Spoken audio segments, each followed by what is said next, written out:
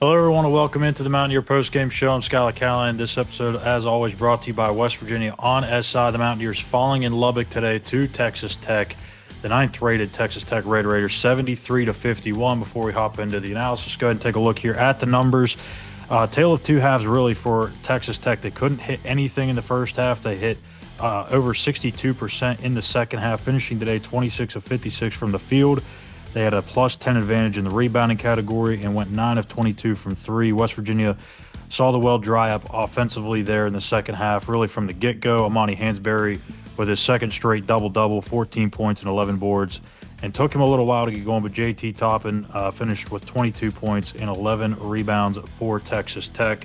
West Virginia now 16-11 on the season. And as I stated at the beginning, it was really a tale of two halves. West Virginia really played to the pace that they wanted to. They wanted to muddy things up, play at a slower pace. That's the way that they're going to have to win games. Make sure they play long possessions, play defense, sit down in the half court and play tight defense. And they did just about everything they wanted to. Second half, not so much.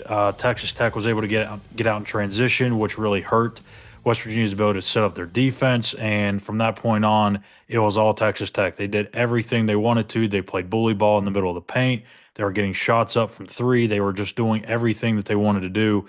But that's what you face when you see the number 9 team in the country and one of the best offenses in all of college basketball. So tough loss for West Virginia. Obviously would have liked to have that one to go on to the NCAA tournament resume, but the loss doesn't really hurt you. It's a road game against a top 10 team. Don't expect their tournament projection to change much here in the next couple of days when bracketology updates go out. But Tuesday is a massive game for West Virginia. If they want to get to the 68-team field, they're going to have to take care of business on the home court against TCU later in the year, against UCF here in about a week and a half from now. They're going to need to get to 19 wins. 19 wins feels like a pretty good safe spot. If you can get to 20, you got to really feel good about your chances, but you cannot afford to lose to these types of teams like TCU or Arizona State or so on and so forth. The UCF, like we just mentioned, to end the season, or else it's really going to take a hit to your resume. So from today, even though it was a pretty gut-wrenching loss in the second half, Amani Hansberry, again, was terrific shooting the ball. Javon Small just couldn't get going. You would have thought coming into the game, if Amani was able to give you another double-double, you would have thought really well about your chances offensively because he's going to free some things up for Javon Small. Unfortunately, Jonathan Powell couldn't really do anything. The three-point shot just wasn't falling for anybody. But the one thing that I thought could have been maybe a little bit different offensively is you have guys like Sincere Harris, KJ Tenner, Toby Oconee, all taking 2 or 3-pointers in this game. And that can't happen. I know Sincere drained the first one, but you have to have the right guys taking those shots. It may only be a handful of shots, probably doesn't change the outcome, but you have to have the right guys taking those shots. Oconee had a wide open three in the corner, but he also had a wide open lane to the basket. He's a 30% three-point shooter. Odds are, go to the basket. You're probably going to get the 2 instead of the 3. He had a couple of other looks from that same range. Sincere Harris, kind of the same thing. He had a contested 3 that he put up instead of swinging the ball to the top of the key. There's just too many, I think, questionable shot selection decisions.